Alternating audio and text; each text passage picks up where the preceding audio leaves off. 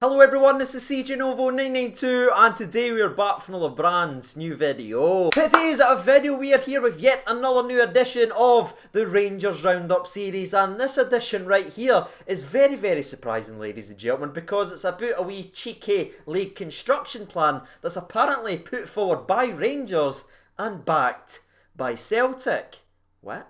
But before we go any further on with today's video, I just need to say thank you, because in the last video we talked about our channel being nominated for an award down at the Football Content Awards, and the response has been absolutely incredible. So many have commented saying you voted, so many sent pictures on Instagram, tweets has been firing out, and honestly, I just want to take a wee brief moment at the start of this video just to say thank you. It genuinely means the world to me, and just seeing so much positivity around the place is simply incredible, lads. I really love what we've built here and the way we've been supporting it and we're backing it with the votes. It's simply incredible, so I just wanted to say thank you. And of course, in case you actually missed the last video and you don't know what we're talking about here, we've been nominated for an award. If you would like to vote for the channel, the link for that is down there in the description below. Voting closes June the 17th and you can vote right up until then. Again, lads, thank you so much, but let's get to the rest of the video. And to the old roundup we go then, and as I've already said, I'm very surprised to be sitting here talking to you about dealing with the SPFL on another matter, because the last one was an absolute disaster class in every single aspect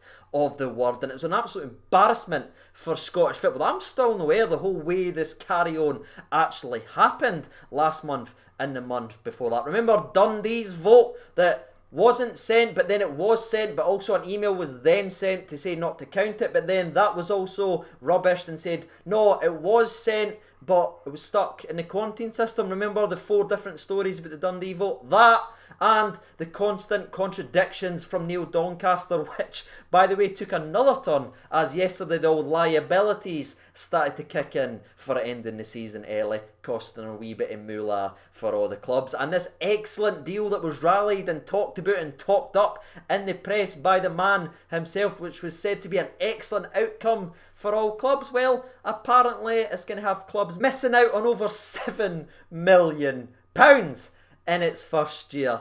Oh, who would have thought, eh? Oh, that's right, we fought it. Hence why we actually went ahead and tried to fight against it. But don't worry, ladies and gentlemen, big bad Rangers didn't get their independent investigation into the SPFL and the liabilities and the deals that was coming up. Nah. We didn't get that. Rangers lost the vote.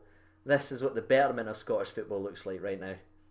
Brilliant. Anyway, all that is relevant because that led me into thinking we were done dealing or trying to help the SPFL out with anything. We were done and dusted with league reconstruction. The only ones that was still fighting it was, of course, Hearts, who just got led down a wee tunnel and just, shh, on you go and play with that. Go and play with that earlier. And then, but apparently Rangers have decided once again to jump back into the ring with another plan to reinvent Scottish football from top to bottom. And by the way, before we actually dive in, we break down what this deal or plan actually entails, I just want to say again, I'm not an expert on anything I'm about to talk about. I'm an idiot with a camera, lads, but I'm going to try and break it down and discuss it so me and thee can then discuss more down in the comment section below. So to the plan now. By now you've probably seen the clickbait titles everywhere, including in today's video about Celtic B and Rangers B teams being put in the lower division. That is what the plan entails, but a lot of people are just jumping on and be like, oh, Rangers and Celtic have wanted this for ages, they're just using this to try and get the lads in. We're not really looking at any other repercussions or what's actually been a part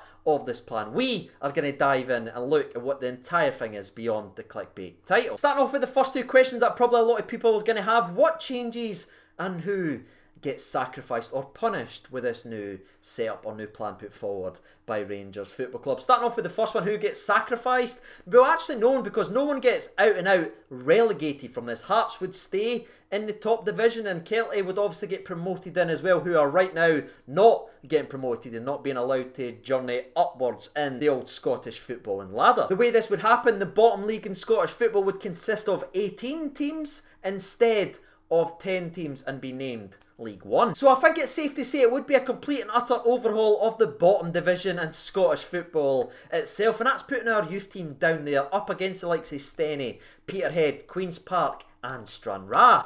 Stranraer? Sorry, I couldn't resist it. But whatever that was to one side, moving on from a footballing perspective, this obviously makes a hell of a lot of sense from a Rangers perspective, because that allows their youth players to get in amongst it, lads, and really develop playing against tough opponents and tough environments and getting used to that first team feeling. Yes, it is the bottom tier of Scottish football, but you're up against it and you're getting used to wearing the Rangers shirt in front of a crowd as well. And it's a good season goal for these players as well, to try and work and develop and get that winning attitude to try and work their way up the league. Obviously they can't get in the same division as Rangers, but still progressing and getting up there into the Championship against those level of opposition and those players is a very, very viable experience for these lads, and a very important thing as well for their development, because how many times have we seen a young talented player being loaned out and he's not getting used the way we want? Well, they'd be getting used in the same tactics, the same system that exactly we want them to be used in a competitive environment versus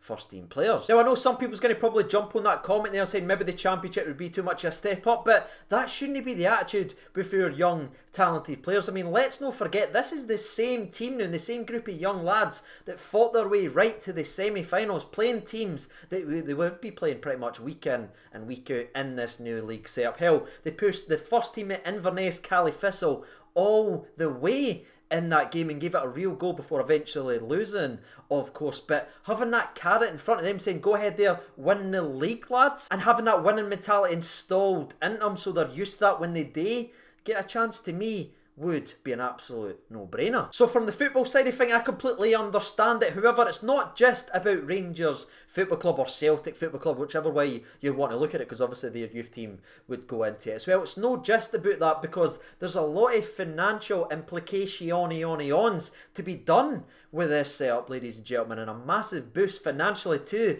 the teams that's in the bottom divisions at Scottish football that's in dire need of funds. This new plan put forward by Rangers would greatly help that. Right off the bat, you obviously have the games versus Rangers and Celtic Youth, which will of course have a following because the fan bases are tremendous and they will support their own. But also Rangers and Celtic, if they wanted to go ahead and do this proposal, if it gets accepted, have to pay £125,000 right away to join that league, which gets spread throughout all the clubs. And that payment would be made every year for the next 3 years. This plan being put forward by Rangers would have both Rangers and Celtic committing to sell at least 200 tickets at the price of £15 each, and also for every game that can be streamed, where the facilities obviously allow it to be streamed, they would be paid £1,000 to have the games streamed as well.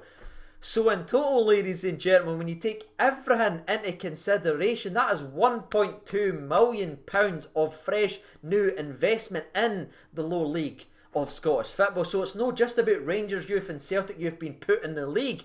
It is a hell of a lot of money being generated, being put in to the Scottish game. No bad for a team that only apparently cares for itself, eh? Cheers. But it isn't just a revamp of the bottom leagues, and this is where it gets a bit sticky and where the problems are of course going to come, because if you just look at that side of the agreement, I don't think many people, especially in the lower leagues, are going to be turning down that moolah coming to the club that wouldn't be coming anywhere near it, if we're being brutally honest about that, right? They would 100%, I think, would be unanimously accepting that. However, this is where it gets sticky, because of course the ripple effect, it goes all the way up the league. So it'd be 18 in League 1.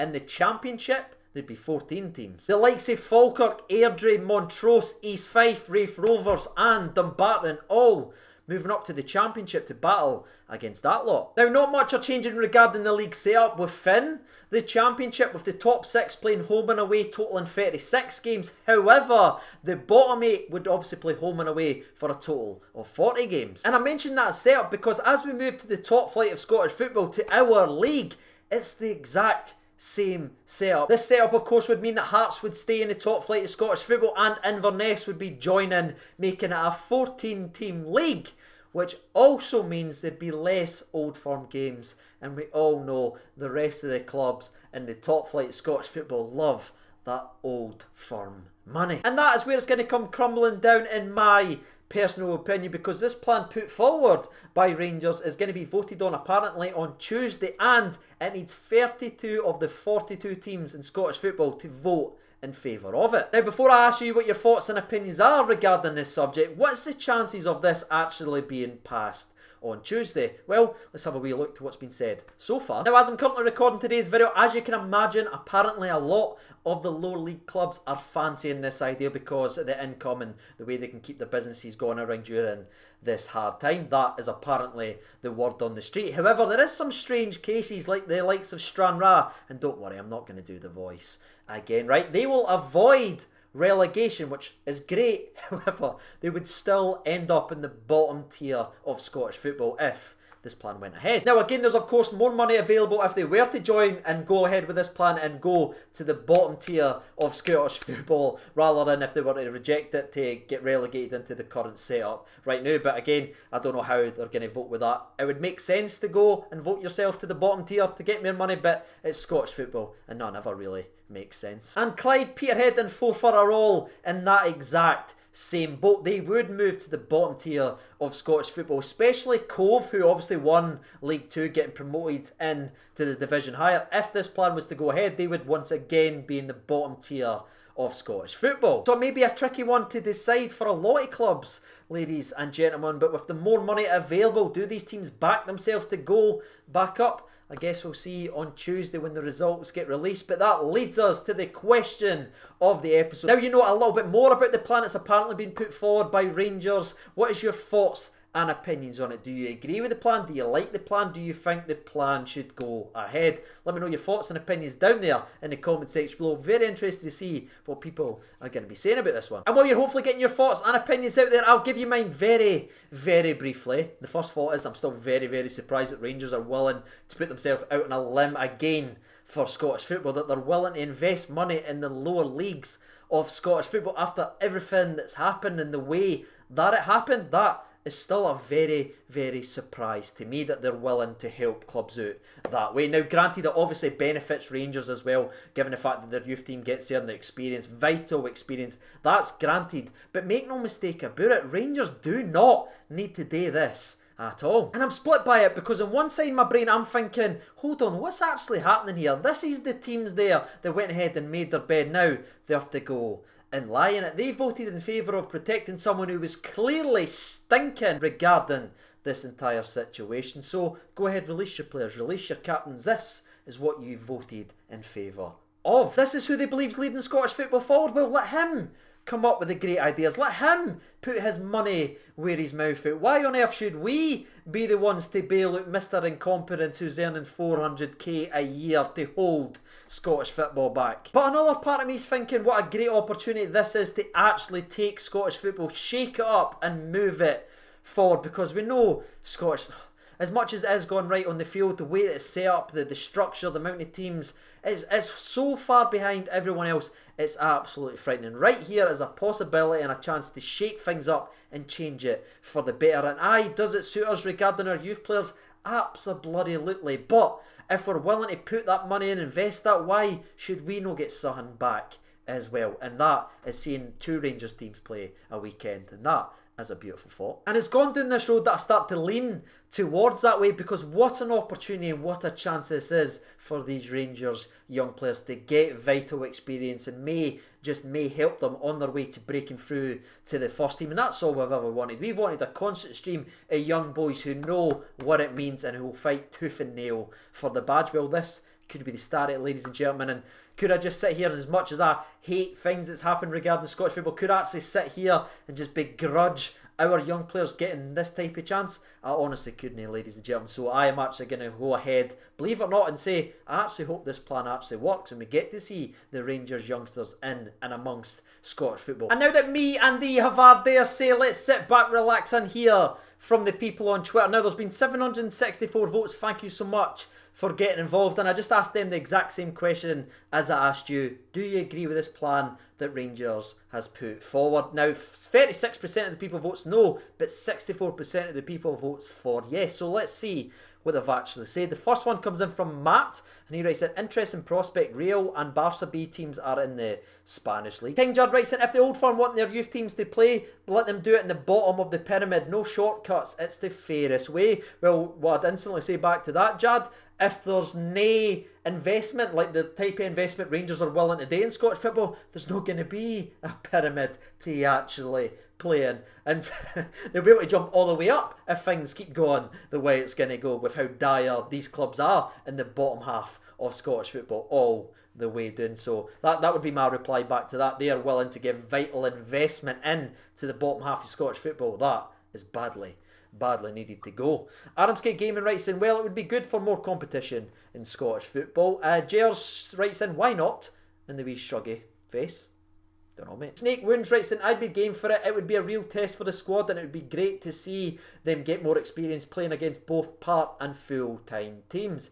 Exactly, mate. Ryan Robertson writes in, our leagues have been in need for this for years. Makes so much more interesting for neutrals and makes the lower leagues a lot more competitive. Colts teams in senior football is also a plus. Greg's Loyal writes in, would be good for the league and Scottish football as a whole. Absolute no-brainer for me. And Stuart McFarlane writes in, Rangers have been trying to get the Colts into the league now for a while. This could be a good compromise for the club. It won't happen purely because Rangers proposed it, though. I think you're spot on with that. And the last one we'll read out in tonight's video. Scroll all the way up, scroll all the way down, and we'll stop it here, and it comes from Rory. And Rory writes in, sorry, yes, I agree, but don't think it should be voted for at this moment, as we don't know how many teams will survive the way the pandemic is going. Well, there it is, ladies and gentlemen, boys and girls. You've heard from the people, you've heard from myself. If you haven't done so already, you know what to do by now. And as always, I've been CJNova92. Thank you so much for watching, and bye.